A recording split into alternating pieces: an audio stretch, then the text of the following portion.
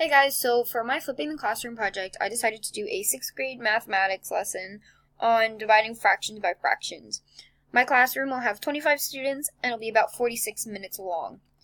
So I'm just going to walk you through what we're going to kind of do during the day, considering they'll be watching the Prezi at home. So during the day, they'll walk in and they'll give me the entrance ticket. That'll be the problem that's at the end of my Prezi, of which I'll show you.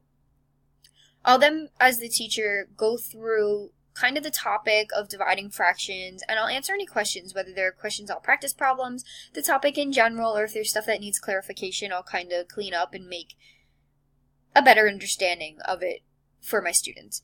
I'll then move on to separate the students into groups of 2 and 3 and explain to them that we'll be working in groups today using the whiteboards. They'll each get a whiteboard and a dry erase marker and a marker. And I'll be providing them with examples to do throughout the class. Then they'll be showing me the answers on the whiteboards. I feel like this is a good idea to do because students always need to work in groups in math. I feel like it's easier for students to be able to bounce ideas off of one another, and sometimes it's actually easier for a student to understand another student versus a student understanding a teacher. So we'll go through and do these problems, and throughout the class it'll kind of give me an idea of where students are at, if they need help, extra problems, extra practice, any type of extra stuff that I can kind of help them out with understanding the topic. Then towards the end of class, I actually want the students to hand in an exit ticket. And on this exit ticket, I want them to write out the problems of how to solve a division problem using fractions, and I want them to actually provide me with an example and an answer for that example. I feel like it's important for them to know the steps of how to solve a problem. Not only that, but also be able to provide me with a problem and a solution. By me having an exit and an entrance ticket, it kind of gives me an idea of, okay, this is where the students started, this is where they ended, this is what they need help on, maybe this is what they don't understand, which is useful in any way for a teacher.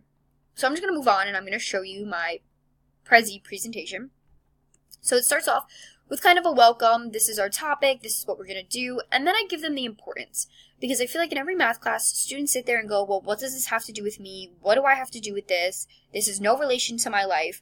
So I kind of gave them an example of you need this in your life for cooking and for building stuff. Because there's always measurements you're going to need to do. There's always stuff you're going to have to cut and take away in those specific examples.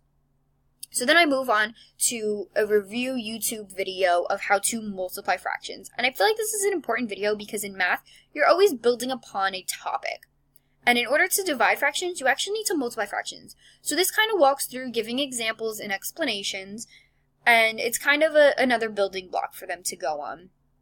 I then provide them with vocabulary, and for each word, I give them an example that they can look at. And these are vocab words that they probably should already know, but if not, it's a quick refresher.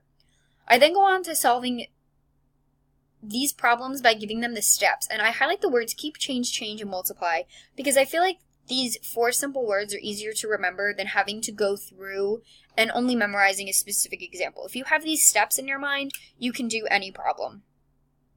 I then go on to my screencast, which is a website that I found that actually provides 2 examples, and then it later goes on to provide 2 more examples, but they're examples that you work through. So I actually opened my Paint on my computer and I actually drew the examples and worked them out. And then obviously I showed them the work and compared answers, and I thought it was a pretty cool idea because not only did they hear my voice walking through it, but they could also kind of understand where answers were coming from.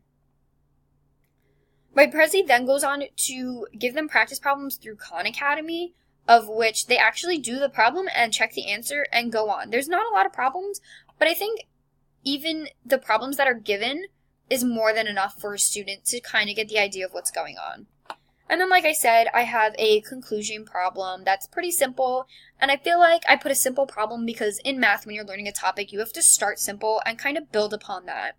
And once I see where these students walk in and then where I see where they end at the end of the day, it kind of gives me as a teacher the idea of, okay, I need to improve in this aspect, or I need to clarify this or explain this a little better.